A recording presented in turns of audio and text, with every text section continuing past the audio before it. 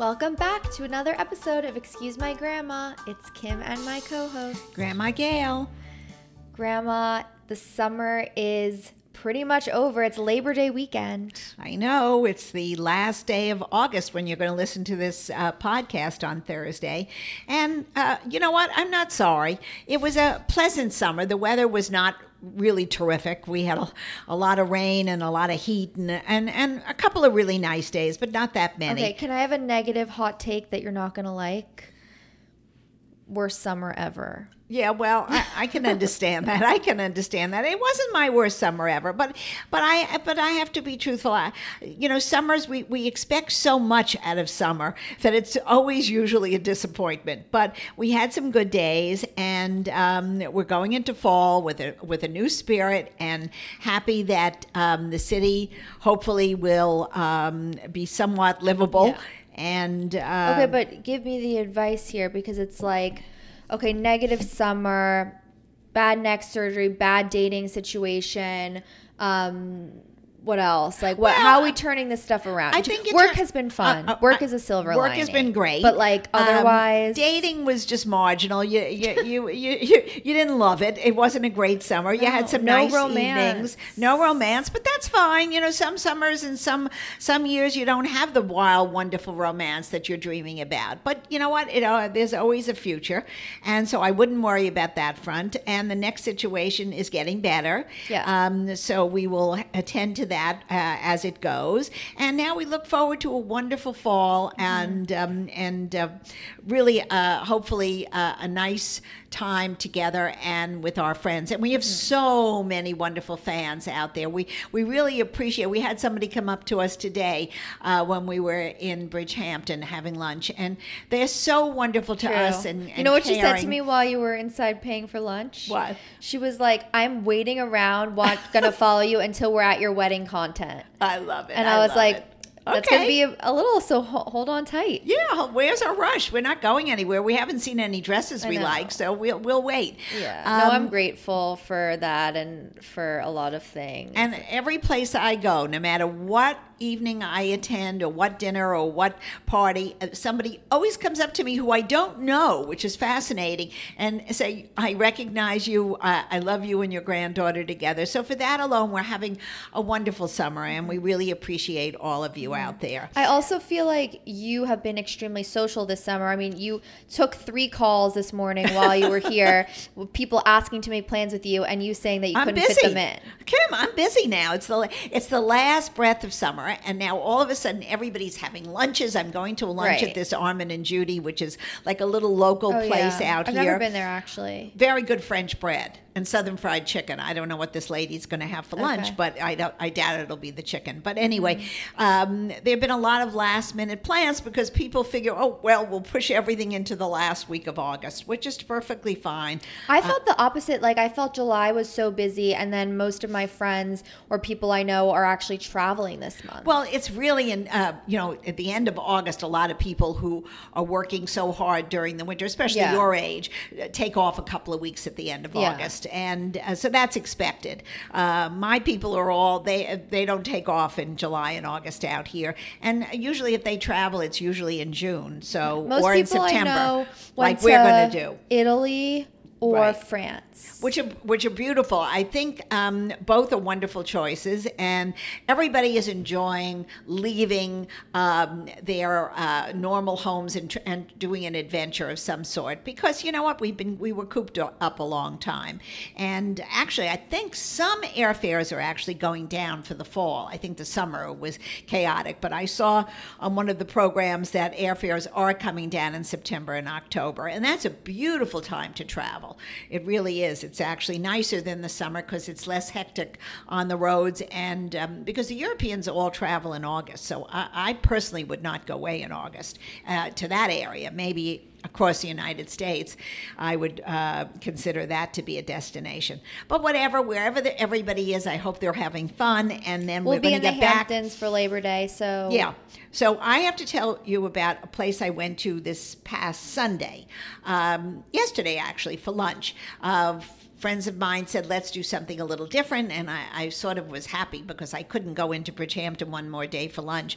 So they said, well, there's a place that opened, a little restaurant in Montauk. And Montauk for us is a long drive. It's like going to Europe.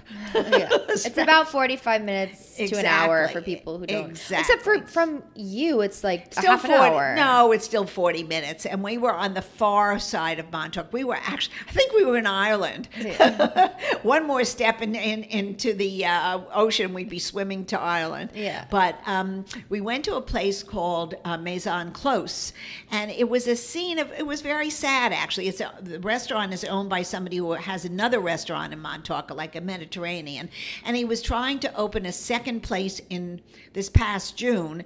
And before I think 2 or 3 days before the opening, and many of you might have read it in the paper, there was a fire and it burnt it to the ground. Mm-hmm. So he's opened what I happen to love. He opened an outdoor restaurant next to where the burnt down building was or is, and he has like a beach, and he has like picnic tables and all kinds of umbrellas and bars sitting outside, and you overlook the inlet in Montauk. And so you see the boats on one side, so nice. And then just a whole area of beach on the left. And then he has, remember when we went to those lunch clubs in Mykonos, they have all the lounges outside. So this man, like they want people to drink and hang out. They were drinking and hanging out. And it was such a beautiful day yesterday afternoon out here that they were all sort of lying. Maybe they were doing it before they were going to have lunch, but they were lying out on the beach chairs, and it was really neat.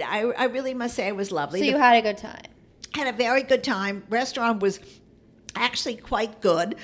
Very expensive, as is all of everything. Wait, should we talk about our bad restaurant experience without naming names?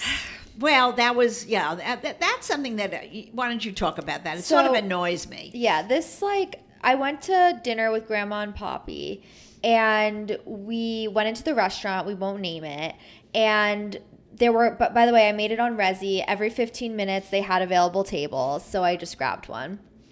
And we came in, Grandma and Poppy were very positive. They were like, oh, we've eaten here 3 times this week. And then, so he said, are you all here? Poppy was still parking the car. And we said that. And they said, okay, well, you have to wait a few minutes. Fine, till the whole party's here. Even though there was plenty of tables available. Grandma asked if she could sit at one of the tables in the front.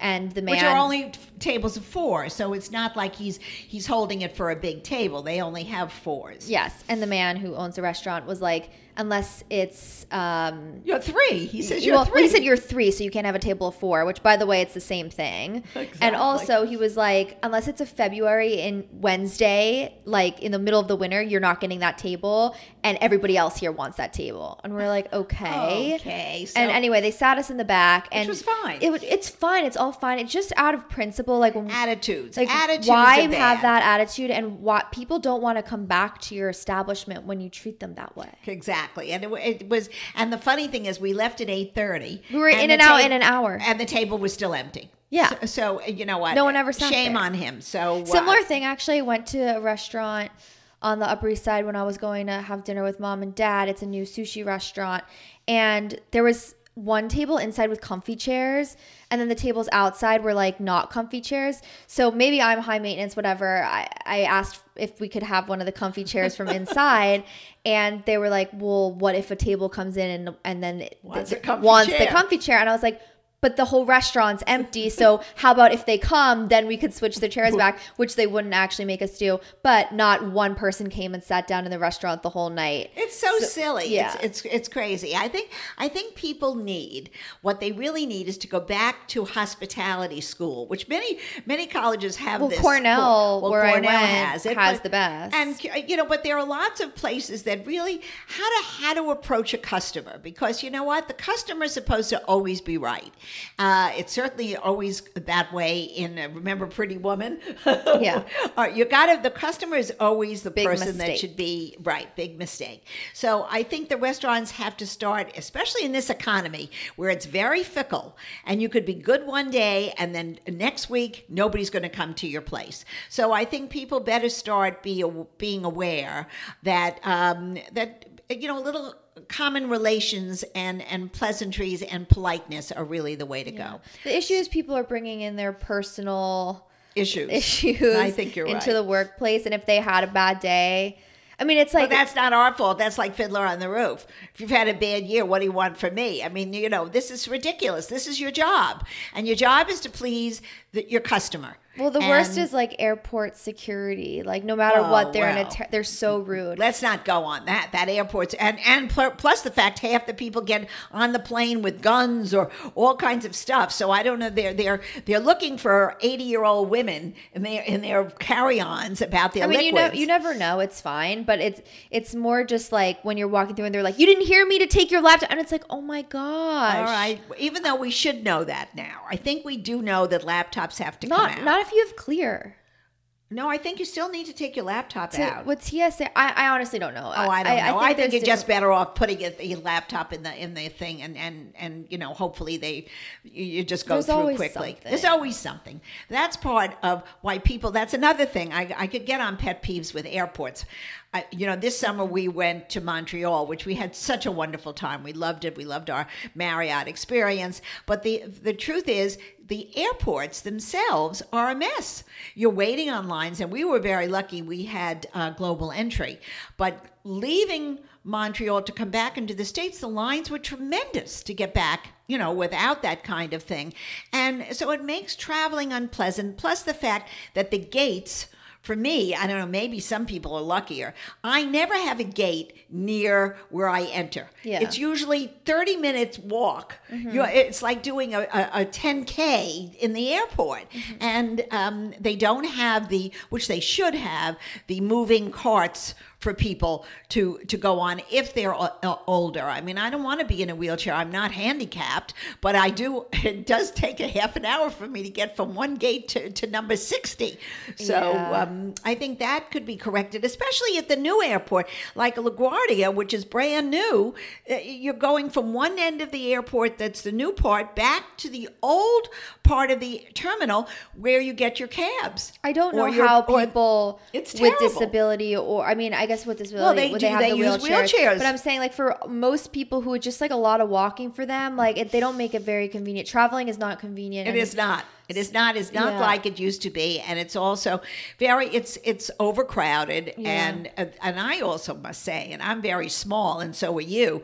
I find the seats are getting smaller. Oh my God, if you happen to gain a few pounds, this is not good. If it's uncomfortable for us, yeah, exactly. It's the same thing though. I feel with like movie theaters and Broadway shows. Theaters, I'm like, the Broadway theaters are getting smaller and smaller. How does anybody fit? I mean, my dad can't go. He's a big guy. He can't go unless he sits in an aisle. Neither does Poppy.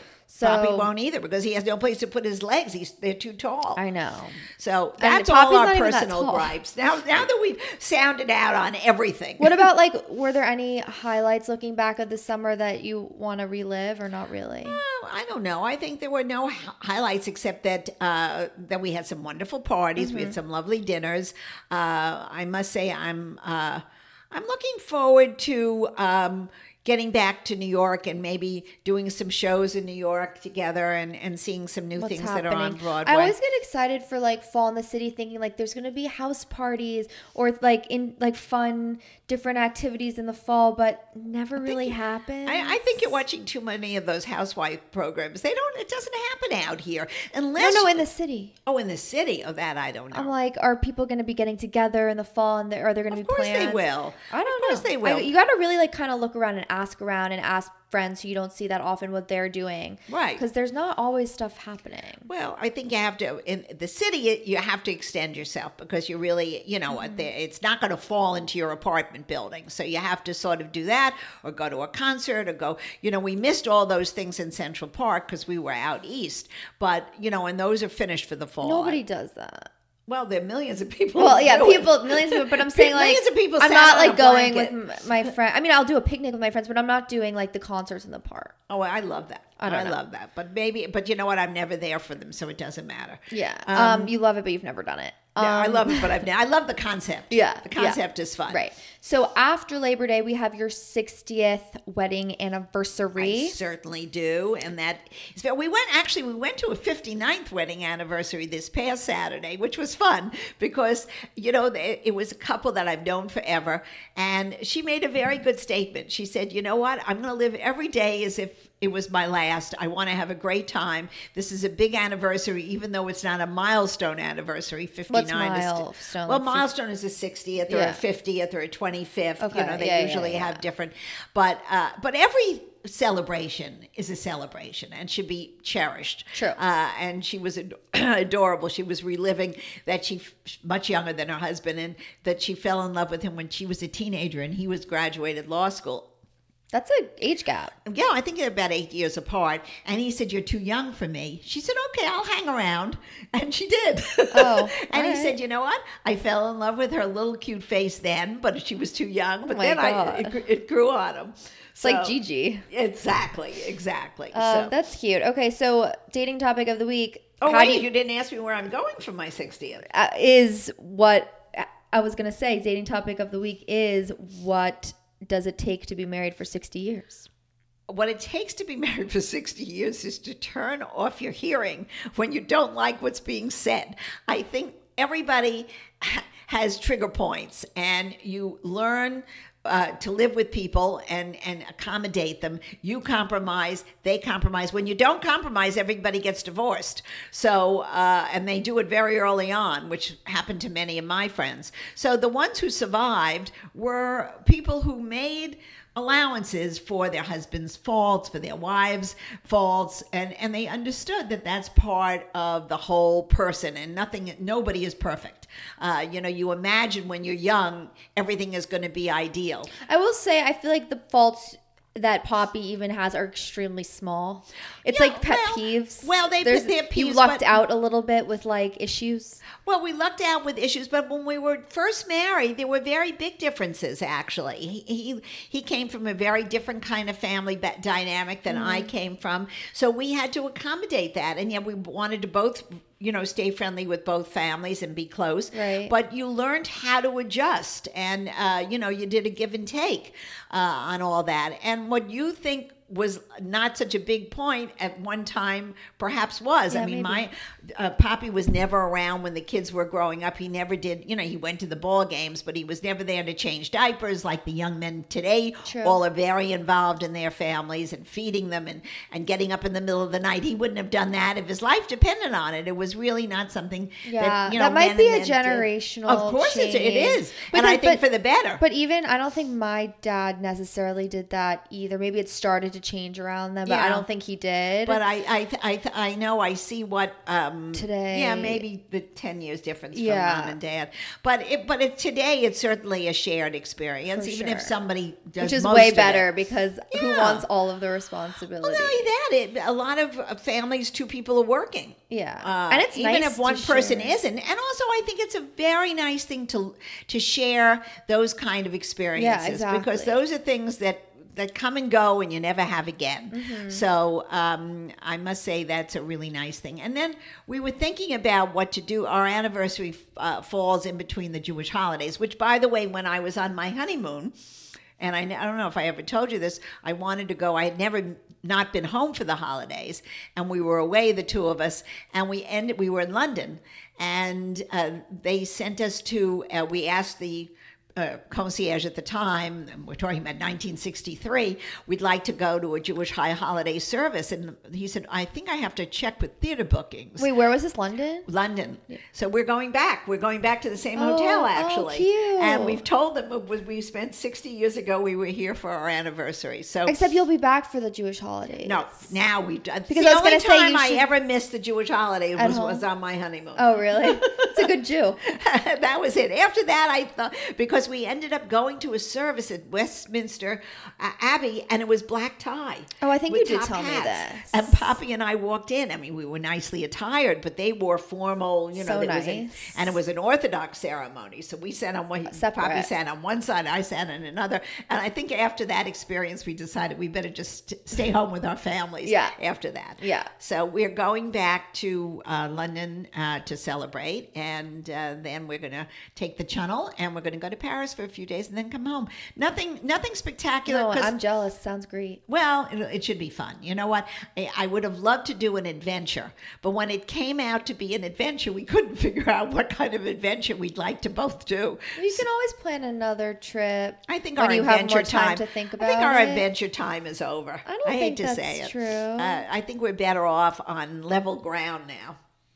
I don't know. I mean, you can think about it and like plan it out a little bit more. With this, you kind of wanted it to be at an exact time. Well, that's true. So it's like That's easier true. to just get it done and And something I you have know to you tell like. The places I'd really like to go, the world is sort of having issues with right now. So I'm not going to China. I'm not going to Russia. I'm not going to a lot of places that really are in turmoil. So I'm just very happy we're going where we're going. Yeah. And So then that should be with the fun. family, we're having dinner 2 nights. We're having dinner. Is it the same? Definitely one night. Okay. We're having dinner at Cipriani, which is down on 59th Street, right.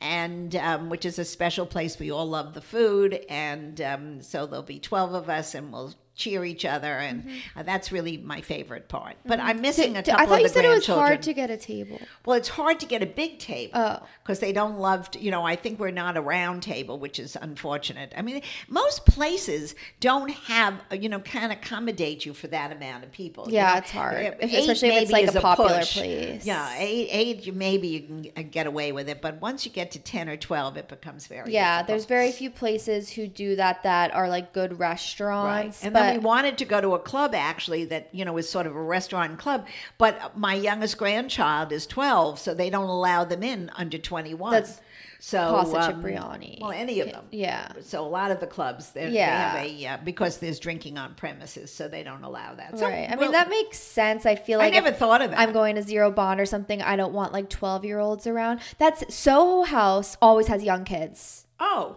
So maybe that's a different thing. That might be a different Well, also rule. remember we did it for your anniversary. We did it at Dumba. You did it, yes. And they didn't have a rule. Yeah, I think because there's kids there all the time. Maybe it's different there. I think each place probably or it could be is different. after. No, remember maybe it was like after 11 they had to leave or something. Well, who's going to stay up till 11 anyway? We don't stay up till 11. I do. You do. I mean, I don't like to, but my friends do. I think it's a really nice thing. And are you going to get Poppy a gift? No, I got him a card. I'm the gift. Do you think I'm the gift? I'm the gift that keeps on giving. 60 years and you're the 60 gift. years, I'm still giving. And don't you think he'll get you something? I don't really want anything. Actually, the trip is enough, and Right, I don't the trip. I don't really need anything anymore. I'm just happy with what I have and my family and my kids and my grandchildren. I don't need one thing. I think the acknowledgement though is like nice, even if it's. I'm sure he'll get me flowers. Yeah, but even the like And that's happy enough. anniversary. Oh, and you know what? The truth is, I really don't need one thing, and nothing material. I just would like good health and happiness. I don't need anything more. What a saint. Headlines of the week.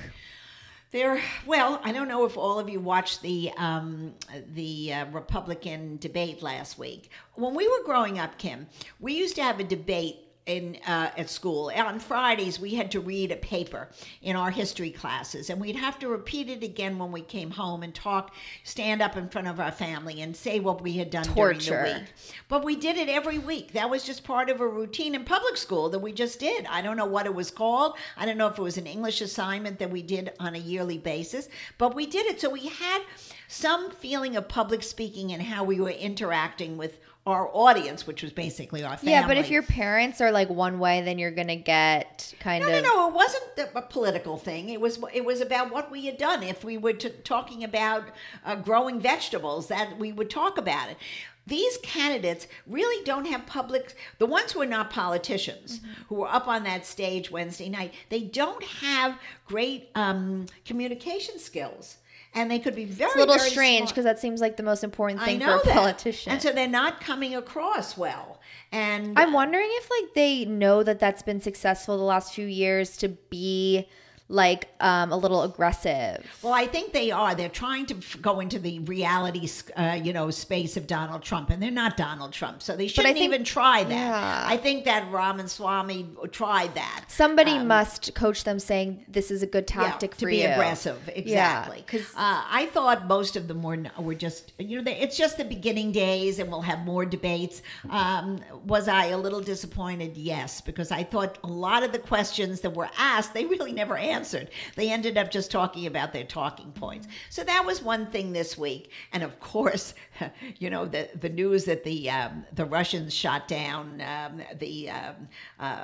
the leader from the Wagner Group. We knew he was going to get killed. It was just a matter of when, not how. And Putin got his revenge, and he's gone. So there's no more controversy in Russia about what Putin does. It's Putin's way or it's no way. So that was really fascinating to see. And on the home front, we had a lot of storms. California survived the mudslides and all the water that came in on that On a crazy dating storm. app, some guy in California messaged me like, "Hey, I survived the hurricane." And I was like, "Cool. I didn't ask, but I'm happy for you." Yes. Oh, that was a big deal, though. I don't think they've had a hurricane in 40 or 50 years on the West Coast. It usually Oh, is that doesn't get true? tropical I mean, we have them all the storms time. because they come up the East Coast. Yeah. On the West Coast, they don't usually have that. Yeah. And I don't know. It wasn't a good like slide in my opinion. Like, okay. Well, it's too far for a date anyway. yeah, exactly. And I think basically that's it. I think on the news that Kendall Jenner and Kim Kardashian are getting $1 million at TikTok. I think something's Oh, I wrong, didn't Kim. see that. I want that $1 million too. They have more followers than us. Yeah, I guess so. But that's a great goal, isn't it? yeah, I'm certainly happy is. for them. $1 million at TikTok. I want the creator economy to be that big. That's so, amazing. So that yeah. really is something good for women, Yeah, or for any creator. for anybody. Yeah, who's in this But business. they're the only two. To get $1 million Yeah, for a TikTok. They're the highest paid. Did it have other people on the list? They didn't have anybody else on the list. I don't think anybody's Okay. close to them. Yeah, I think there are probably some of them some mega Yeah. influencers, but Well, I think didn't Kim really create this whole concept? pretty much. I mean, I would say they're more pioneers in reality TV than they are in social media, but really both. Well, yeah, because now they're pushing I mean, their they're products. not big TikTok people. Right. It was really more Instagram, but now in general, yeah, like it's the biggest. Everyone wants to follow them, and I think sure. creating the culture of like celebrity and following and like buying products that they endorse, Right, like they right. definitely started that. Okay. So Good for I mean, them. I think they definitely like will be in history books when you talk about that kind Well, of thing. certainly so. their business acumen is amazing. Exactly. Okay. I want everybody to have a good holiday weekend because this is our last breath of summer. We go into Technically, I think it goes until September 21st. well, that's the last day of but I think Labor Day is sort of the cutoff for when summer really ends for swimming on the beach. I'm not even sure the beach is open after Labor Day with lifeguards. I'm sure it is. I don't know. No, I'm not sure. I'm not sure because the lifeguards all go back to school. Could be. A lot of them. So I want everyone to have a good last weekend. Everybody enjoy themselves. Have a lot of hot dogs and hamburgers and enjoy this and some corn. The corn out here is so fabulous. And I'm sure wait, that did it's I the tell you same that in I Jersey. tried? You know how I never cook? Right. So we've been out in the Hamptons with my parents, and usually my brother cooks, but he went back to college. And my mom's okay. And I was like, I'll make a corn side dish. And I asked my Amazon Alexa, I was like, what's a good side dish for corn? And they said like Mexican street corn salad. And we had all the ingredients, like it said like Greek yogurt, cheese, all these different spices, which we already have here. Okay. It literally came out as with like Greek yogurt with a little few corn kernels. And it was like a Well, you corn. didn't put enough corn in it. The ratio was off. Right. That's the only I thing. did 4 corn husks or whatever. And probably I too think much it was yogurt. supposed to be like 8 for the amount that I was you doing. probably only have to put a dollop in. Yeah, I needed like the corn salad with like a dollop of the thing. This was like yogurt with some corn. No. So that's my corn story. All right. And my cooking story. All right, so we wait till next year for it to happen again. You now know just a tablespoon will do it. Yes. Okay, everyone, thanks for listening. You know how to follow us on social media. Excuse my grandma, and we will see you soon.